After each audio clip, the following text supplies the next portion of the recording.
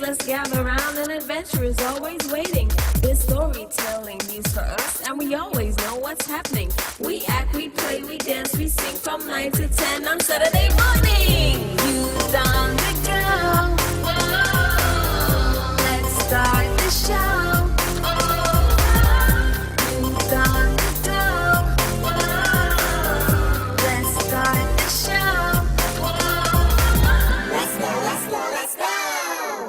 Let's go, let's go, let's go, let's go. Good morning, good morning, good morning to all of our radio listeners or viewers via Von Radio's Facebook page and YouTube channel. And welcome to this edition of Youth on the Go here on Von Radio. I'm Zanella Claxon from the Ministry of Education and Talent. It is indeed a pleasure to be here on this beautiful Saturday morning. It is a bright and sunny day here on Nevis. And of course, we are well on our way. Actually, we're almost halfway through the month of August, and it seems like time is flying. Just some quick updates and reminders as we start the show off.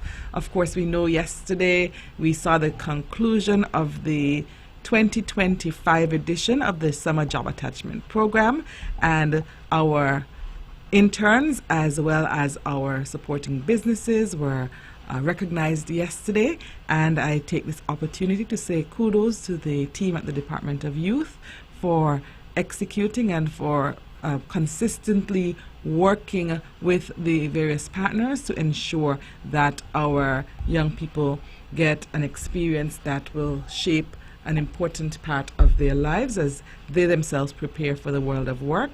We had a few who are able to stay on for the rest of the summer, even past the closing out of the program. And of course, as per usual, there are some businesses who have decided that they will take the interns on long term. So we want to say congratulations to all of the interns as well. They were recognized for their various in various areas outside of attendance. They were also recognized in their professionalism, their ability to work together, to work well with others, and their ability to complete volunteer hours. We know that volunteerism is important, and some of our young persons had the opportunity through this program to build their resume and the volunteer component of their resume. So the persons who were able to clock the highest number of hours were also recognized, and we want to also thank our mentors. We had persons within the business community, entrepreneurs who were mentors for our interns prior to the start of their placement, and who have established relationships with our interns and continuing the process of guiding them even post-program. And that is important as we look towards the future of our young people, the future within the world of work, and the future on a whole. It is important for us to continue to hold their hands, to guide them. Our expectation sometimes is that young people bring a wealth of experience, and sometimes the young people themselves think that they bring a wealth of experience, but the only way that they can get experience is to give them the opportunity and also to give them the guidance. And so kudos once again to the mentors, to the members of the business community who hosted various interns throughout the Summer Job Attachment Program 2025.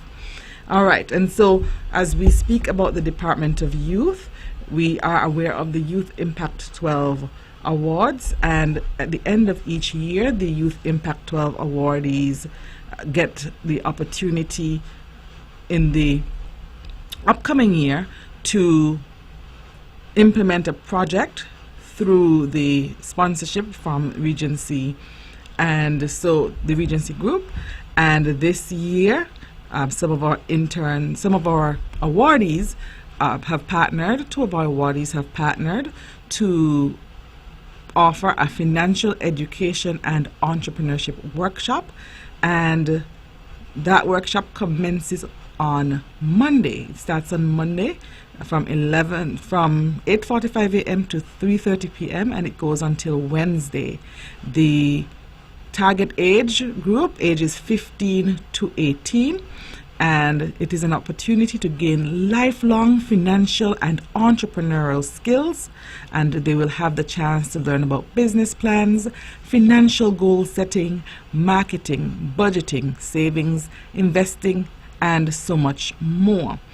The location, the Nevis Disaster Management Department building, and there is a flyer available on the Department of Youth's Facebook page that will share, or that will give more information. But we encourage all of our teenagers to take advantage of this opportunity, and we say congratulations to Miss Taylor, Miss Trish Taylor, and Mr. Vincia Bartlett, who have come together to put this opportunity forward for our young people. Many of our teenagers are very interested in entrepreneurship. Many of them already have their own businesses or business models, and the continued mentorship and guidance, of course, would be greatly appreciated. If you need to get in contact with the persons who are leading the program, you can call 766-0704, or you can send a WhatsApp message to 667-8336. So direct call 766-0704, WhatsApp 667-8336. And please note once again that this is sponsored by Regency Assurance, and we take the opportunity to also thank Regency for their continued support youth development here on Nevis.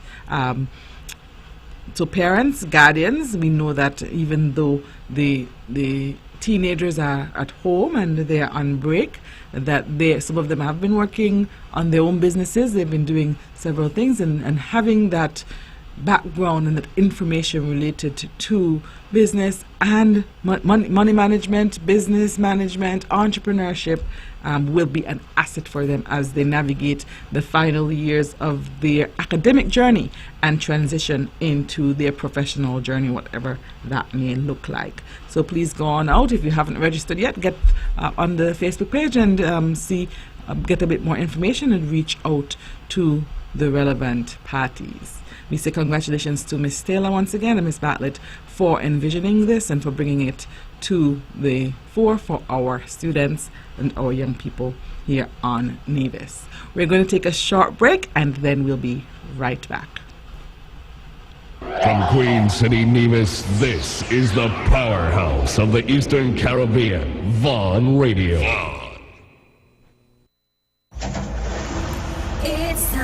It's time, come on, rise and shine. You know, I know we're gonna have a great time. And now we're past it quickly, you don't wanna miss it. So turn up the radio, it's Youth on the Go. Youth on the Go. Oh, let's start the show. Youth on the Go. Oh, let's start the show. Let's go. I will learn new things. I will be creative. Grab your gears, let's gather around. An adventure is always waiting. This storytelling news for us, and we always know what's happening. We act, we play, we dance, we sing from 9 to 10 on Saturday morning. Youth on the Go. Whoa, let's start the show. Youth on the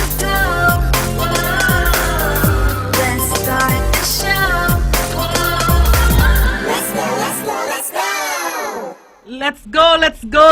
Let's go. Good morning to all of our radio listeners, our viewers via Vaughan Radio's Facebook page and YouTube channel, and welcome to this edition of Youth on the Go here on Vaughan Radio. I am Zanella Claxton from the Ministry of Education, ITAL, and of course, as I said at the beginning of the show, it is indeed a pleasure to be here with you today and to share with you, even as we are navigating the month of August, and navigating the month of August means only one thing, but I'll talk about that one thing in a second. Prior to that, we have a few more camps remaining for our Department of Sports summer camps program, and of course we've so far had football, tennis, netball, basketball, swimming, and we are continuing in this upcoming week with cricket and table tennis. And so on Monday, we can look forward to having the cricket program from 10 a.m. to 12 noon at the ETW Park. And then in the afternoon, we will see the table tennis program at the same venue from 1 p.m. to 2:30 p.m. So we are looking at cricket in the morning, table tennis in the afternoon. And so we encourage you to reach out to the team at the Department of Sports at 469-5521 extension 6710, or you can just stop by and visit at the upstairs the Reliable Motors Miniplex. You can follow the Department of Sports Nevis Facebook page for more information, and it is an easy registration process. You will not regret it. And for those of you who have been following this show for some time, you know that we are advocates for ensuring that our children remain physically and intellectually active, especially during the breaks, and it's easy for them to fall off during the school year. Most of them, they have their PE programs at school, so they keep physically active. The younger ones, they run around every chance they get, and they remain physically active during the summers, and especially and the breaks. We realize that children sometimes tend to spend a lot of time behind the video games and the technology, and so we always encourage you to get them enrolled. Cricket is an important part of our culture, our history. It's an important sport for us, and it's important for our children to learn that sport or get some additional practice if they already know the initial rules of the game. We know that a few weeks ago we had a very exciting primary schools cricket tournament, and then there was the spin-off activity which focused on giving the top players from the tournament the opportunity to showcase and to have an all-star three-part series game. And so cricket, as I said, is very important, and it is important for our students, children, whether male or female, to learn the sport and to participate. So send them out, and then of course in the afternoon they can then navigate through the table tennis program, which also helps with hand-eye coordination and several other skills. And table tennis is just fun.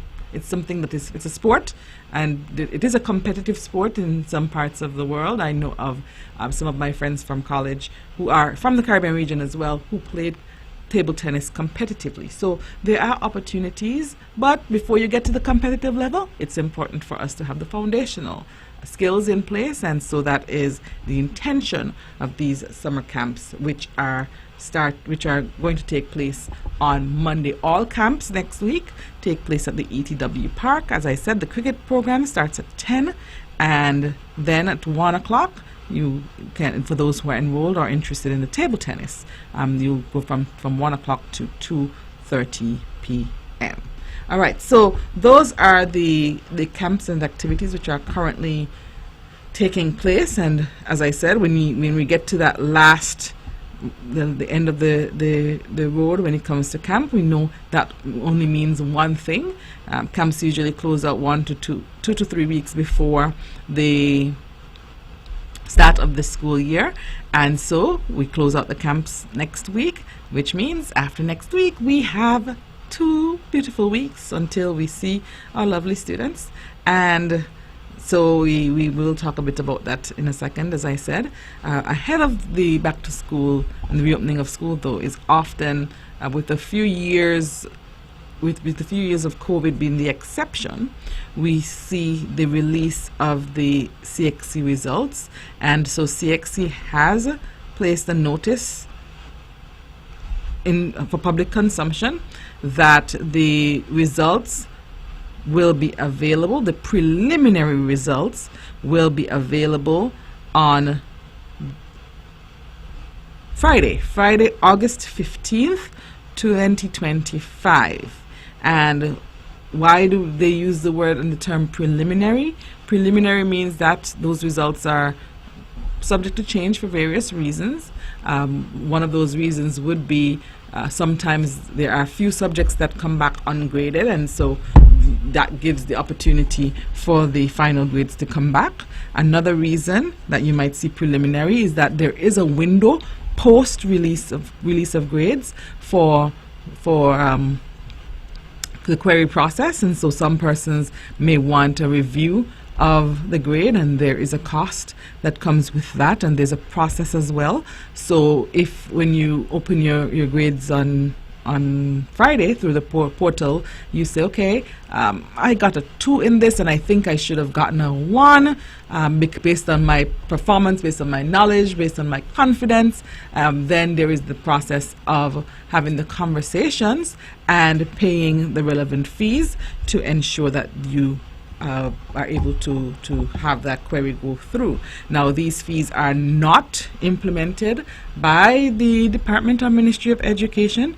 These fees are CXC fees. The process is a CXC based process. Okay, so that is why they use the term preliminary grades, because there are some grades that persons may be able to query and receive an updated grade or an improved grade.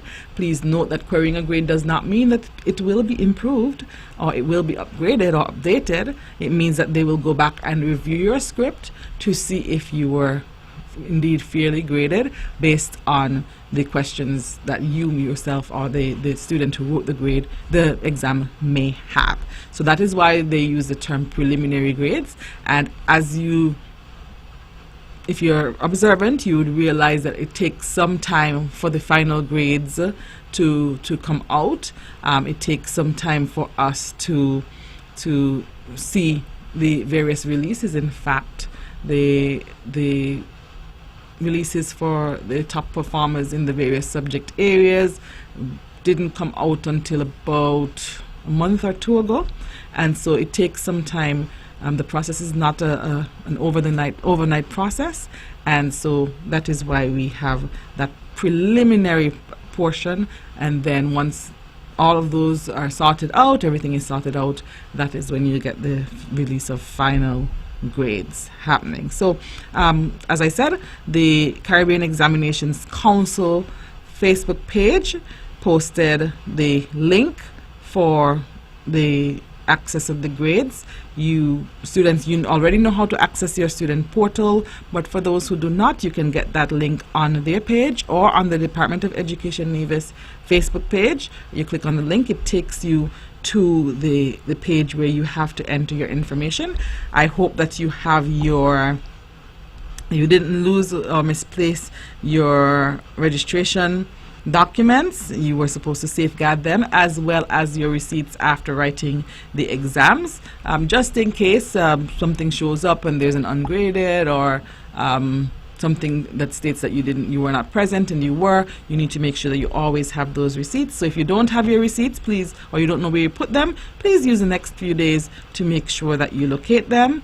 The examiners, the invigilators within the exam rooms gave those back to you after the exam. Once you've gotten to the portal, you would be expected to enter some information, and that includes all of the information that you need is on your timetable, and it is also on the receipt document.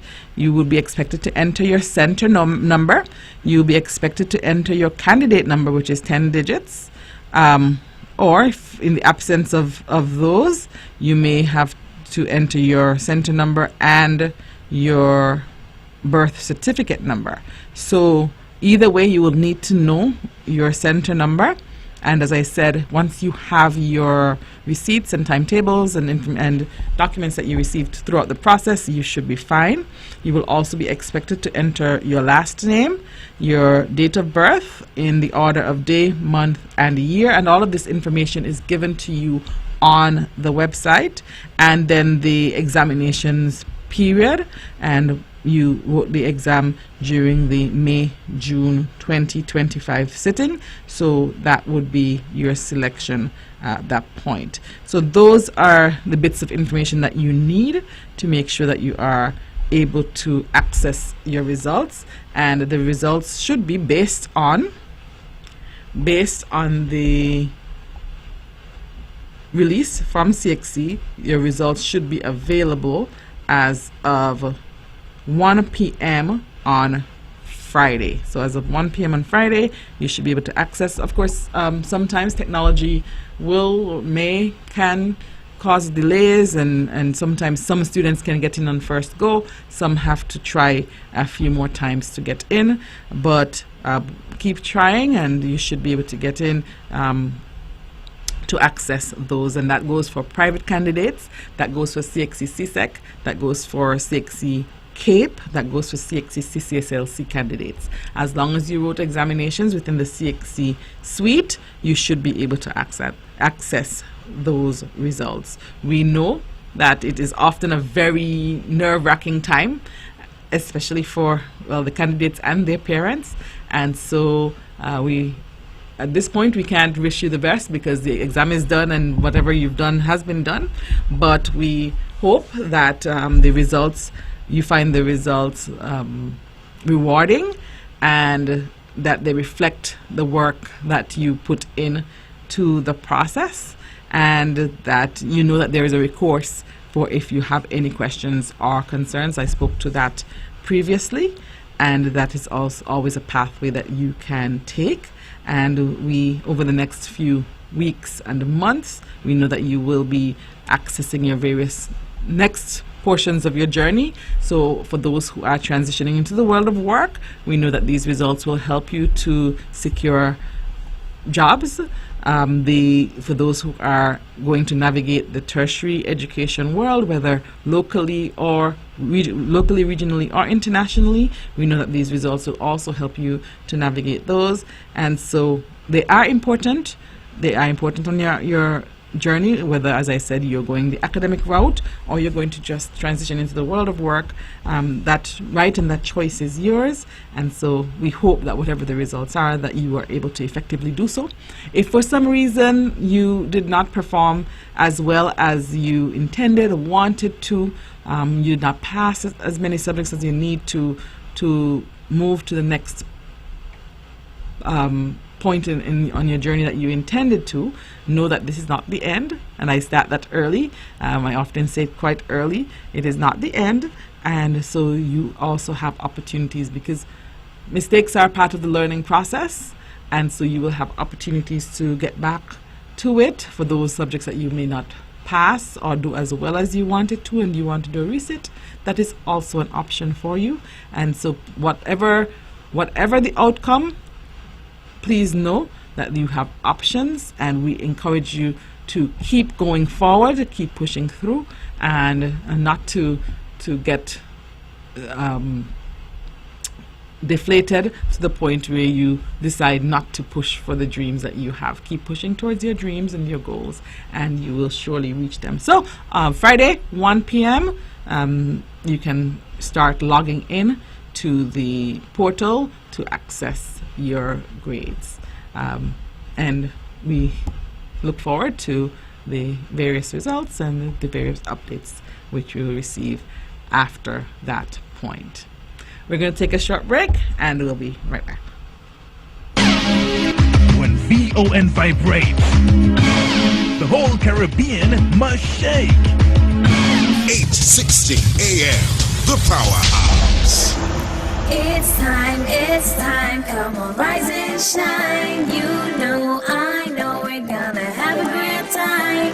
And now we're past this quickly, you don't wanna miss it. So turn up the radio, it's Youth on the Go. Youth on the Go. Oh, let's start the show.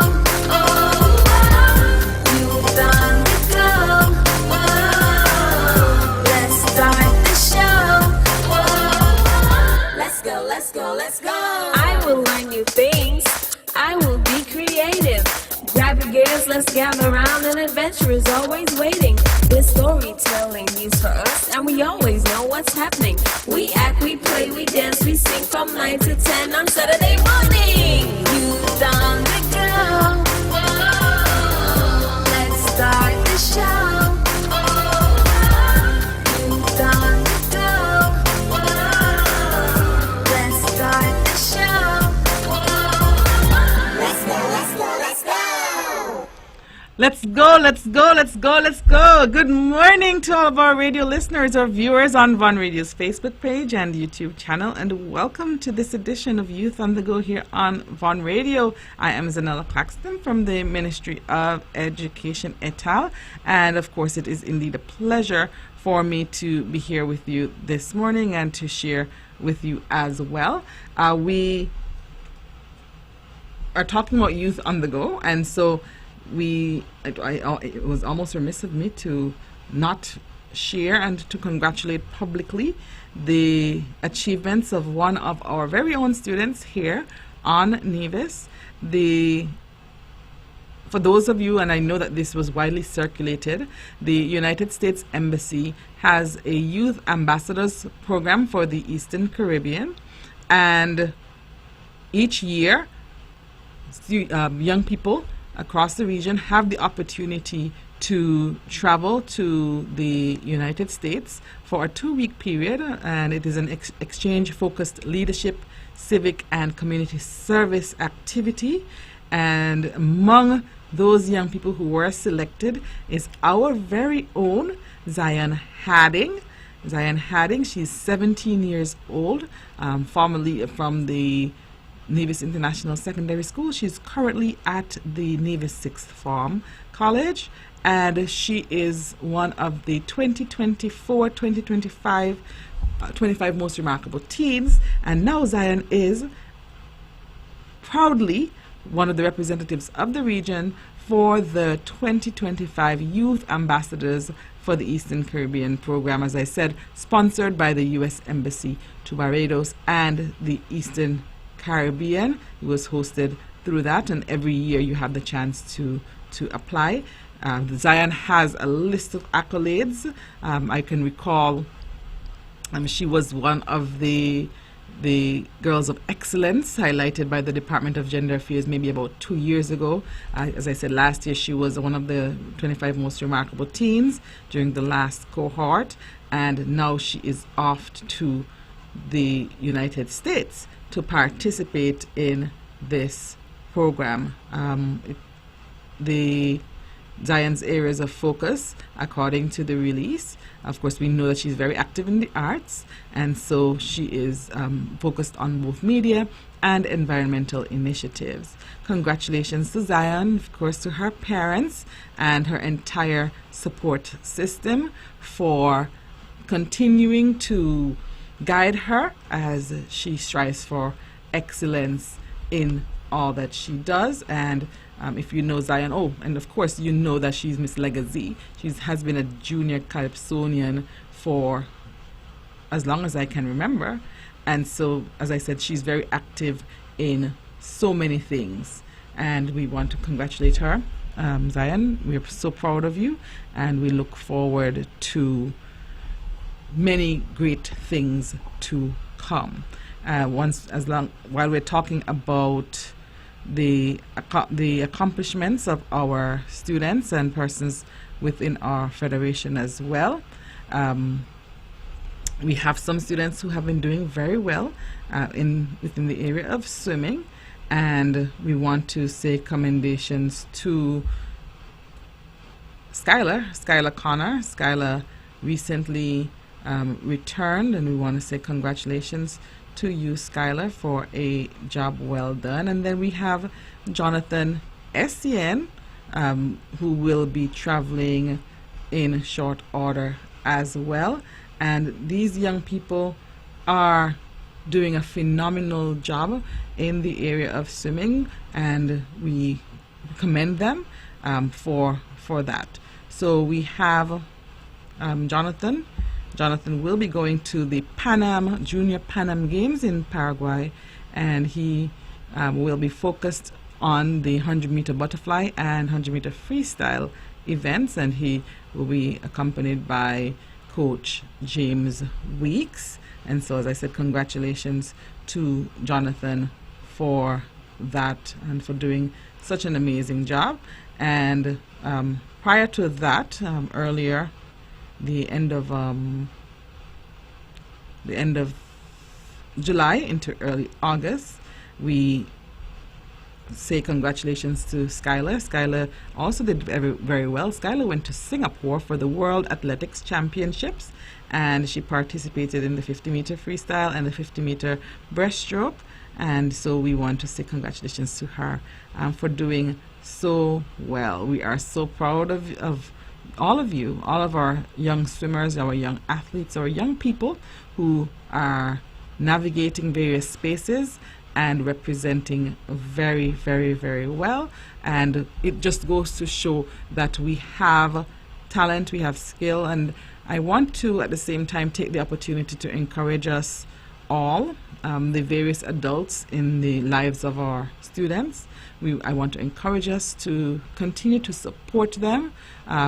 Prior to that, and I don't think that I was on a year, was off for a few weeks, so I didn't get to congratulate her either, but I will do it at this point as well, because prior to that we had young Miss Ronnie Isles, and we know that Ronnie, I've been through several ceremonies and events, and we always laugh at the end of it, because no matter which sport which tournament we are hosting, as long as it's related to sports, Ronnie will be present and receiving an award. And sometimes we joke about it, and I would say, well, Ronnie, it's you again, and we laugh about it. But Ronnie was also able to participate in the as part of the under 14 girls football team, St. Kitts Nevis football team, and she was able to participate in a tournament in Anguilla from July 25th to 27th, and was able to play against BVI, Anguilla, Dominica. So,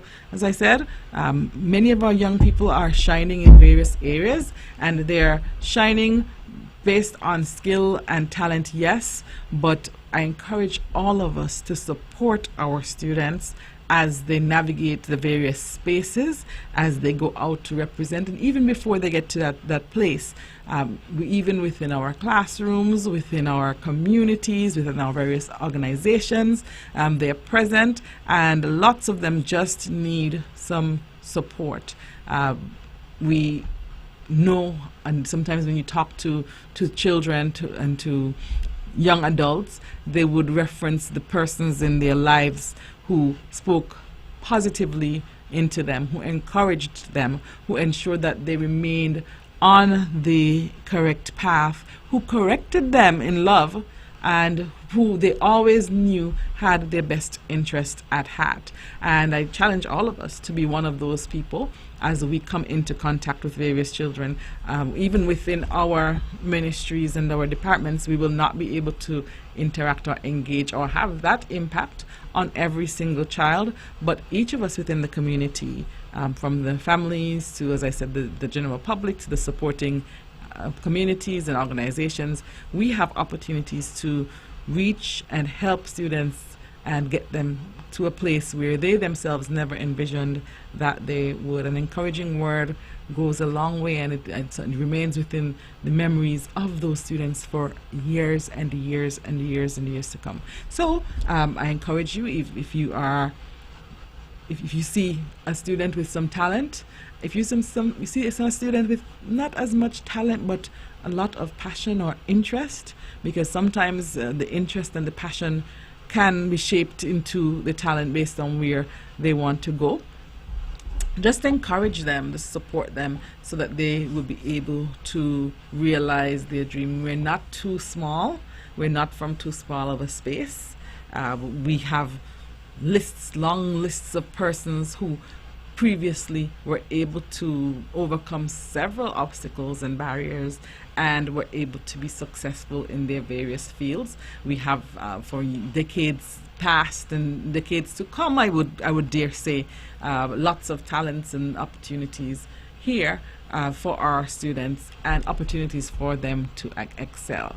What we do not want to do as adults is to act as the barriers for their growth and for their success. But our job is to be enablers, and enabling them in positive things, guiding them through positive things. It's not our job, as I said, to act as the barriers, but even when we don't see it as yet, just encouraging them and cheering them along can really, really make a significant difference. And so, as I highlighted just a few of the young people who have been making waves this summer, whether in the water or out of the water, whether on the stage or off the stage. As I highlighted a few of them, I know that there are many more out there who may not have gone public as yet, or we haven't seen it, and so we may not know about it. But even within your circles, within your churches, within your communities, if you can celebrate them and continue to encourage them, it will go a very, very long way. And if you have a skill that you want to pass on to our young people as well, there is nothing wrong with the mentorship process, as I spoke to earlier when I was speaking of the Summer Job Attachment Program. Mentoring, guiding, those are ways that we can make a positive impact, that we can change the trajectory of the lives of some of our students. We talk about a lot of the ills that are in the community, and we have the potential, and I know that we have in the past done an excellent job of not focusing on the ills, but creating opportunities for growth and for development. And so I encourage us to continue to do that as well. Coming up over the next few weeks, as I said, once we get back into the back to school space and preparations, which we'll talk about in a second, or a little more than a second. Once we get back into those spaces, we know that we are going to start the new academic year, that there will be activities happening, and that we have to balance the academic world and the extracurricular world. And it is not always easy for our students to balance, not always easy for the adults to balance. Sometimes we get so caught up in the hype of what is happening that we lose sight of ensuring that there is balance. And part of our job as adults is to help students with that, to create that balance, because they would not naturally know how, and sometimes we as adults struggle with it. And so if we can provide the space of balance. So we know that once we start the new academic year, there are seasonal activities that take place. We have extracurricular activities that take place. We know, for example, going into term 1, we will be looking very quickly at the football tournament, and that often brings a lot of excitement. So we'll have some football happening in addition to the academic preparations. And so those are some of the things that we want to ensure that we are seeing the balance in very early on. But we'll take a short break, and when we come back, we'll navigate into the back to school space, because I'm so excited. Sugar City St. Kitts, keep it sweet. Keep listening to Vaughn. It's time, come on, rise and shine. You know, I know we're gonna have a great time. An hour passes quickly, you don't wanna miss it. So turn up the radio, it's Youth on the Go. Youth on the Go. Oh, let's start the show.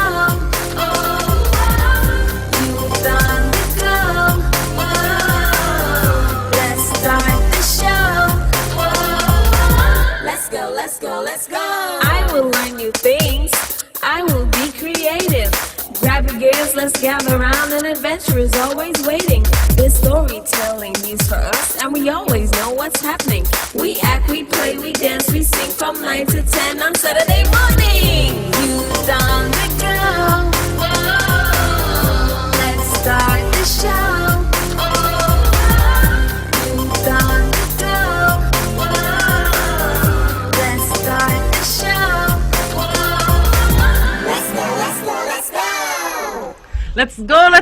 go. Let's go. Welcome back to Youth on the Go here on Vaughn Radio. I am Zanella Claxton from the Ministry of Education et al. And of course, it is a beautiful Saturday morning. We are here the 9th of August. And so the countdown is on. And there are several reasons, of course, for the different levels of celebration. I know on the home front, the parents have been counting down the days because they are thinking about the what do they say often? They often say that the children are eating down the house. It seems like children eat a bit more during the summer, during the breaks. I don't know. that's why I always encourage parents to make sure that they get them involved in as many activities as possible, because that keeps them on a schedule, and that keeps some of the eating at bay as well, because they're on a schedule, they're doing things, and so they have something else to focus on other than eating. And some just want them to go ahead and have the engagements, the interactions with their peers. So some parents are counting down to the back to school time. The teachers are wondering why time is flying so fast. I remember when I was in the classroom, that was something even the best of teachers wonder, how the time flies so fast when it comes to returning and the reopening of school. The parents and members of the public know that this time is very important for teachers to regroup and for them to get back into a space of readiness for our students. And so they have to manage lots of children all year long, and the breaks in between are important for the teachers. Just as let's compare it to the breaks that the parents get when the students go to school. Your one child, your two children. The teachers also need those breaks to regroup and to make sure that we're delivering the best possible, the highest quality possible. It's always a work in progress, but we know that break in between is very important. So back to school time is just very close by. Our teachers return on the 25th. Our leaders return on the 18th. Our teachers return on the 25th of August, and our students return on September 1st. So that's our timeline, a very short timeline. And so just by way of information for some of our leaders, they haven't left yet. They have been working throughout the break, because we can't just get to the first day of school and think that everything will be in place. There are many things logistically that take place behind the scenes, and I want to give a shout out and highest commendations to our leaders who have been working, but also to remind them to take a few days and few weeks so that they themselves can regroup as well. As we prepare for September 1st, there are several things that need to be in place, and parents, I'm hoping that at this stage we have refocused a bit, because it is about the time when you have to ensure that you have your needs, students' basic needs for the new school year. And the basic needs for students include their resources, their uniforms and shoes, and those things are not wants. They need to have a uniform, they need to have the proper uniform, and they need, I didn't say new, I said they need to have a proper uniform. You need to make sure that they have the relevant supplies, and each school, each class has a list of supplies, a supplies list, sometimes referred to as book list, but those are the items that the student would need to be able to successfully navigate the school year in that particular grade. And so I hope by now, I'm going to just back up a bit and say, I hope by now all students have been registered. We sometimes get an influx of persons trying to get registered just at the end when school is about to open. And we've been open all summer. The department did not close for the summer, and so parents should have registered very early. We opened registration in early May, and sometimes we get to this point and we get to the week before and days before, and then persons are trying to start the process. The process is very extensive because there are several layers to that process, and so we want to make sure that you are on the ball with what is expected. And the longer we wait, especially at the lower levels, the early childhood levels, the faster those centers fill up. I know that by the end of mid to the end of July, some of our early childhood centers were already full. So please make sure that you have done your registration processes and that you are gearing up and ready to go for the new year. Please be compliant. Parents, guardians, there are policies and processes for everything, including registration. All registration at this point, because the schools are generally closed, even if the administration may be there from time to time. The schools are physically closed, and so if you have to do any registrations at this point, they will have to be done at the Department of Education. Non-nationals, all non-nationals must register at the Department of Education as well. So make sure that you get that done and that you comply with the requirements and the expectations. We tend to get persons who want us to make exceptions, and processes are in place for a reason, and processes are in place to ensure consistency, and know that we cannot make exceptions to the processes and the policies, because then that will create another layer of challenge. So it's very easy. It's as easy as 1, 2, 3.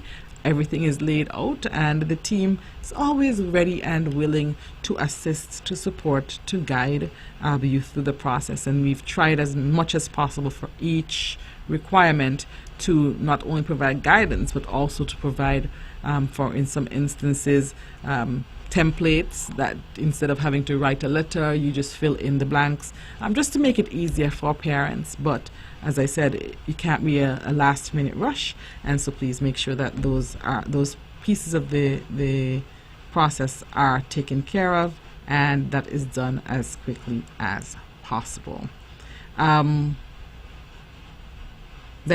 as I said, for those who are going into new schools, those who are going into new grades, and all students will be transitioning into a new grade, and you haven't gotten your resource list, please make sure that that is done as well.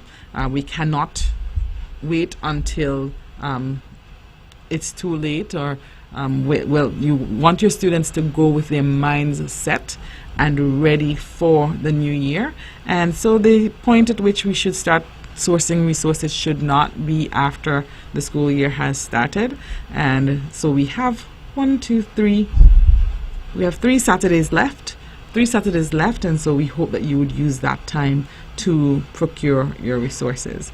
Because we only have 3 Saturdays left, you know that I always encourage you to start getting your children mentally and physically ready for the school year. And part of the mental preparation is to start creating new routines, or routines which closely align with the expectation for the new school year. So you have 1 more week where you can probably, have a little bit, they can sleep a little bit later, and not be as stringent on the expectations. But within this week, I encourage parents to start making a plan for getting them on track. Even the teenagers, getting them on track. I know that summertime means late nights for most, even our younger children. Some parents allow them to go to sleep later, but as you start to prepare them for the new school year, it's important that you start getting those routines in place at all levels. Start re-implementing your bedtimes at the younger age. We know that we encourage preschoolers, early primary, that they go to bed by 7:30, 8 o'clock the latest. And then as you get older, we try to encourage that high schoolers should go to bed by 9. That because the rest is an important part of their academic journey as well. And when they stay up too late and they have to go to school, they either get to school late or they're too tired to function during the day. So rest is an important part of their process. So getting them into those routines would also be good. Also getting them into a breakfast routine. I know that once again during the summer, breakfast and lunch just kind of mesh for most students because they get up so late. And so getting them into a routine of eating breakfast and pacing themselves throughout the day so that they can get to their schools on time. We know that the secondary schools start at 8:15 they have the first bell, and so by 8:15 they should be there because that's when registration should start to take place. And that means that they can't be getting up at 7:30. They would not be able to make it to their classroom by 8:15. So we are looking at, depending on where you live and what has to be done in the mornings, working out that pacing, and it gives you a few days once you start during the course of next week to map it out to get that done. While it is not a new process for most, because most persons may be just going up a grade, it is always difficult to retransition, especially in the summer, because you've had such an extended period of downtime. So we're encouraging you, parents, to use this week to work with your children, to talk with them, so that you can work out the plan to get the routine started. For those going into a new school, it's also part of the process is to talk to them about expectations, your expectations, things that they might meet at the various levels, the preschoolers going into primary, what that's going to look like. And I often recommend for the younger ones that you spend some time and drive past the school that they'll be attending a few times, so that they can see the space, mentally map out the space. And this is all part of preparation. We think that preparation is simply buying the books or buying the lunch.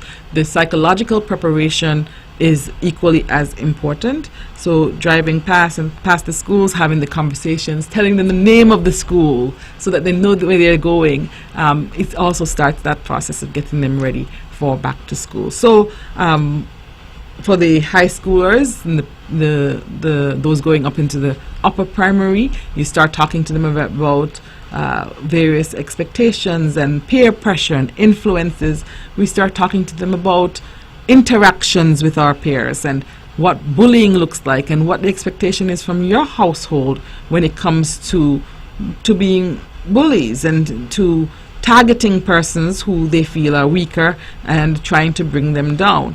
And the expectation from your household should be the same as the expectation from our entire system, that is not something that is condoned, it's not something that is encouraged, and it's not something that is wanted.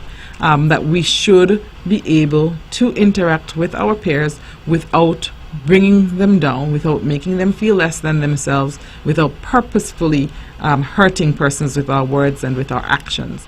And so those are some of the conversations. And then we know that there are some vices out there, and we have to have those conversations with our children as well.